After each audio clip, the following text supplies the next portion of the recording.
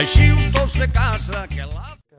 Tenim una situació i una circumstància social absolutament excepcional i per feliç, que és que s'estan, no sé si reflexionem prou, jo crec que fa 5 anys, o potser 3 enrere, era gairebé impensable, abans que hi hagués aquesta tensió democràtica amb l'Estat, el tema de l'Estatut, malgrat que ha estat retallat, etc.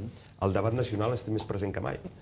I estem aquí, estem en un escenari en el qual, amb tot normalitat, estem parlant d'una consulta democràtica, sense que, quan s'han celebrat hi hagi hagut cap mena de conflicte social, i on la gent que no és favorable a la independència vagi a votar o no vagi a votar, ho veu amb absoluta naturalitat que hi hagi aquesta consulta.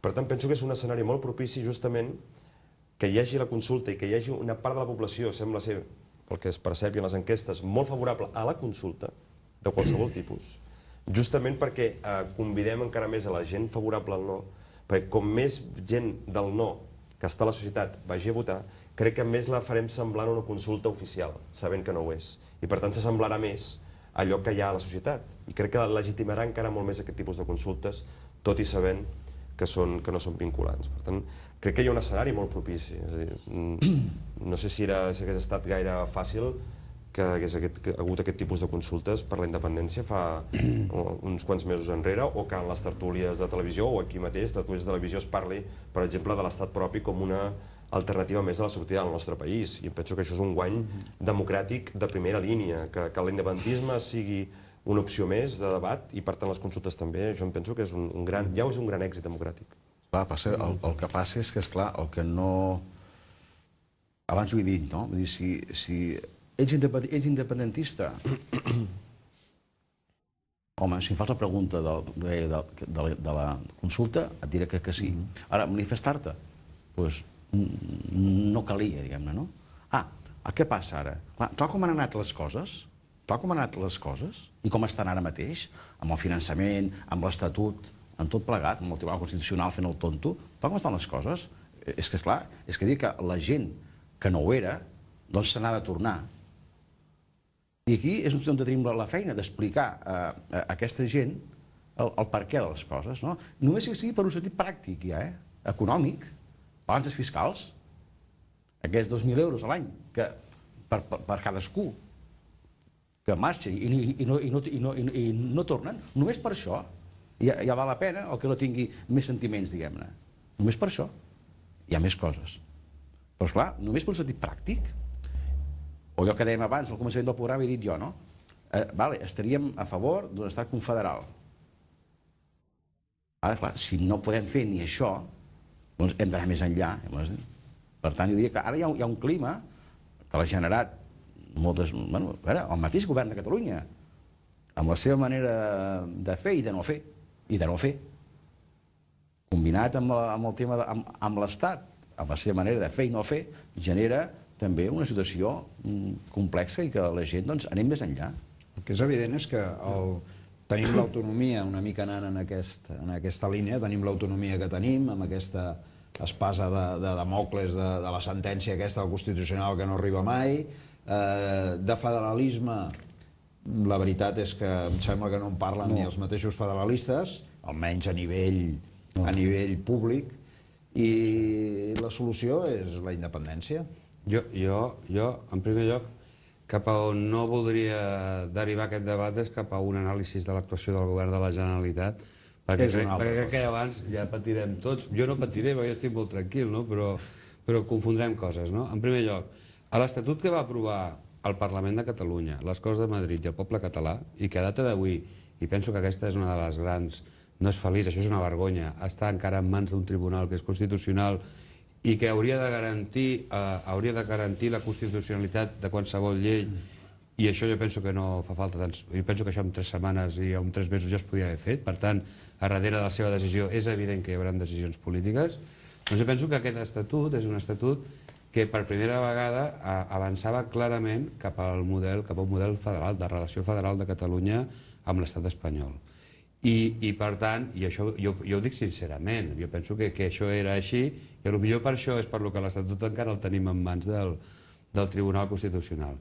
Jo que sí que voldria fer una reflexió en veu alta, i jo només vull fer preguntes perquè jo afirmacions no em toca, Però la meva pregunta és, escolteu, en un moment donat, davant d'una proposta com aquestes, és tan legítim anar a votar com no anar a votar. És tan legítim votar un sí com votar un no, com abstenir-se anant a la urna. A ningú se li té que escapar que les lectures que es faran d'això seran molt diverses. És a dir, evidentment, que quan tu només t'hagi anat a votar un 20% de la població del teu poble o un 25%, hi haurà qui dirà que el reste del 80% no està per la independència. Això cada vegada ens hi trobem. Jo crec que totes les actituds seran legítimes i que no ens hem de posar nerviosos, perquè darrere d'això el valor més important és que, com deies, amb tota la normalitat del món, en aquest país, la gent s'està organitzant per plantejar-se en veu alta quin model d'estat volen. Per tant, jo crec que no hem de posar-nos nerviosos, perquè evidentment que després de les eleccions hi haurà qui intentarà anar a arrencar d'aquestes estructures que s'estan creant quadres per a les seves organitzacions. Hi haurà qui anirà a trinxar el resultat perquè dirà que només el 23% del teu poble són independentistes i pensaràs, mou el 23% del teu poble, no? Però l'altre és el més important i espero que també serveixi a nivell de reflexió fora de Catalunya de que els catalans, malgrat que a vegades ens ataquen des de la indiferència o des de, jo penso, la incompetència, com la que té en aquests moments el Tribunal Constitucional, sabem tenir reaccions democràtiques, col·lectives, i que són, jo penso, legítimes, no? Feies una pregunta, ja mullar-nos, hem fet una crida, jo almenys, de molt a la participació, però és evident que és el moment de fer una aposta explícita pel sí, no? És claríssim. Almenys des del punt de vista des de cada sector polític. Evidentment, jo parlo en aquest cas des d'una visió independentista, des d'un partit que és clarament independentista i que mira d'assolir el màxim suport possible per assolir aquest estatus d'independència. Per tant, penso que estem en un moment, com deia abans, en el qual l'independentisme, i amb això estic d'acord, penso que la feina feta pel govern de la Generalitat i la tensió democràtica amb Espanya hi té molt a veure en què molts ciutadans de Catalunya veuen que amb l'estat espanyol no hi ha res a fer. Jo diria que l'Estatut, el que era, diguéssim, el màxim comú denominador possible, el més enllà era el que hi havia el 30 de setembre al Parlament de Catalunya, va ser retallat a Madrid, tots ho sabem.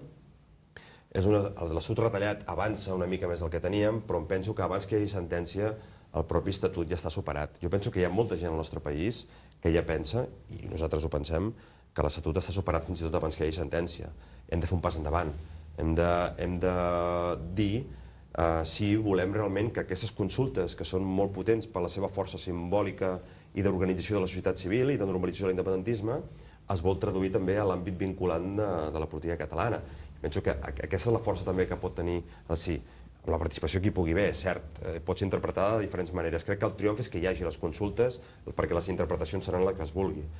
Però penso que és el moment ja de fer un salt endavant i de posar la consulta, una consulta vinculant sobre la taula per veure si volem fer un pas endavant en aquest sentit. I evidentment nosaltres hi estem i el posarem sobre la taula, Esquerra Republicana, i evidentment aquí serà cada partit lliurement decidirà si agafa el guant o no el guant d'aquest repte. Pensem, torno a dir, que ja és el moment d'un sí, i justament perquè estic d'acord amb l'alcalde Alemany.